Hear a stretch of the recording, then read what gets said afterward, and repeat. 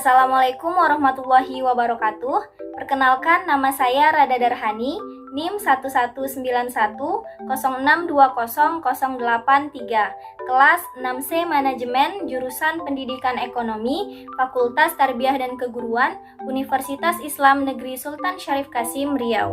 Pada video kali ini, saya akan membahas tentang fenomena kenaikan barang dan jasa yang kita alami di kehidupan kita sehari-hari. Dalam ekonomi, fenomena ini disebut dengan inflasi. Oleh karena itu, pada materi ini saya akan menjelaskan tentang inflasi. Melalui video ini, diharapkan dapat memahami pengertian inflasi, penyebab terjadinya inflasi, dan jenis-jenis inflasi. Untuk mengetahui tentang fenomena inflasi ini, tonton video ini sampai habis ya. Yang pertama, pengertian inflasi. Apa sih yang dimaksud dengan inflasi? Inflasi merupakan fenomena kenaikan harga barang dan jasa secara gradual atau bertahap yang terjadi secara terus-menerus. Selain berkaitan dengan kenaikan harga, inflasi ini juga diartikan sebagai proses menurunnya nilai mata uang secara kontinu atau berulang. Misalnya, barang atau jasa yang biasa kita beli dengan uang 100.000 pada tahun 2010 itu tidak sama dengan apa yang kita dapatkan dengan uang yang sama di tahun 2022 ini. Yang kedua, penyebab terjadinya inflasi. Ada 5 hal yang menjadi penyebab terjadinya inflasi. Pertama, yaitu kelebihan permintaan melebihi penawaran di atas atau kemampuan berproduksi. Misal, kalau banyak orang mau satu barang tertentu, tapi jumlah barangnya terbatas, maka harga akan cenderung naik. Yang kedua, meningkatnya biaya produksi. Nah, barang-barang yang kita pakai sehari-hari itu kan diproduksi oleh perusahaan ataupun home industry. Nah, dalam proses produksi tersebut, tentunya produsen harus mengeluarkan biaya produksi untuk bahan baku, mesin produksi, membayar upah tenaga kerja, sampai dengan bahan bakar. Contohnya, BBM naik, maka bahan baku juga ikut naik karena biaya distribusinya naik akibat kenaikan harga BBM. Jadi, biaya produksi perusahaan naik dan pada akhirnya produsen menaikkan harga jual kepada konsumen. Yang ketiga yaitu pencetakan uang baru oleh pemerintah. Jika pemerintah terlalu banyak mencetak uang, maka harga produk akan semakin cepat naik. Sama halnya dengan uang. Peredaran jumlah uang dan barang yang beredar haruslah seimbang. Yang keempat yaitu lambatnya produksi barang tertentu, terutama produksi makanan. Produksi makanan yang dimaksud di sini contohnya adalah pertanian. Produksi makanan atau pertanian berbeda dengan produksi pabrik, sebab produksi makanan atau pertanian dibatasi oleh faktor musim atau genetika. Di samping itu, karena pertambahan penduduk lebih cepat dibanding dengan pertambahan bahan makanan, maka jumlah penawaran produk makanan jauh lebih kecil dibanding dengan permintaannya. Yang terakhir yaitu terdapat pertambahan jumlah uang yang beredar, sehingga para produsen menaikkan harga barang.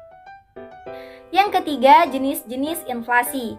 Jenis-jenis inflasi dapat digolongkan menjadi 3 hal. Yang pertama, berdasarkan parah tidaknya inflasi. Inflasi berdasarkan tingkat keparahannya dibedakan menjadi 4. Yang pertama, inflasi ringan. Inflasi yang termasuk dalam golongan ini jika tingkatannya masih berada di bawah 10% per tahun. Yang kedua, inflasi sedang adalah inflasi yang lajunya berada di antara 10 sampai dengan 30% per tahun. Yang ketiga, inflasi berat adalah inflasi yang lajunya berada di antara 30% sampai dengan 100% per tahun. Dan yang terakhir, hiperinflasi. Inflasi yang terjadi di atas 100% per tahun. Akibat yang terjadi jika inflasi di atas 100% adalah masyarakat akan mengalami ketidakpercayaan terhadap pemakaian uang. Yang kedua, berdasarkan asal inflasi. Inflasi berdasarkan asalnya dibedakan menjadi 2. Yang pertama, inflasi yang berasal dari dalam negeri atau domestic inflation, disebabkan karena anggaran belanja dibiayai dengan pencetakan uang baru dan kenaikan upah dan lain-lain.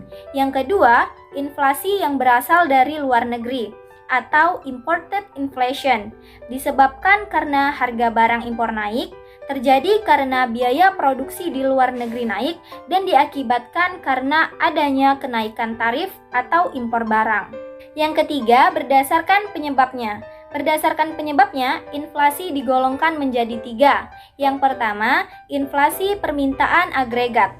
Inflasi permintaan agregat adalah inflasi yang terjadi karena kelebihan permintaan atas barang dan jasa. Kelebihan permintaan yang tidak dapat dipenuhi oleh produsen tersebut tentunya akan mendorong kenaikan harga karena permintaan lebih besar daripada penawaran. Inflasi jenis ini disebut dengan inflasi murni. Yang kedua, inflasi biaya. Inflasi biaya ini terjadi karena adanya penurunan dalam penawaran total atau agregat supply karena adanya kenaikan biaya produksi. Kenaikan biaya produksi akan menyebabkan adanya kenaikan harga-harga produksi akan turun. Jika berjalan terus-menerus, maka akan terjadi cost push inflation. Yang ketiga yaitu inflasi dari permintaan dan penawaran. Inflasi dari sisi permintaan dan penawaran disebabkan oleh kenaikan permintaan total yang kemudian diikuti oleh menurunnya penawaran sehingga harga menjadi meningkat lebih tinggi. Interaksi antara permintaan dan penawaran yang mendorong kenaikan harga disebabkan oleh perkiraan atau ekspektasi kenaikan harga tingkat upah di masa lalu. Demikianlah materi inflasi yang telah saya sampaikan. Saya mohon maaf atas kesalahan ataupun kekurangan saya dalam menyampaikan materi. Saya akhiri. Wabillahi taufiq wal hidayah. Assalamualaikum warahmatullahi wabarakatuh.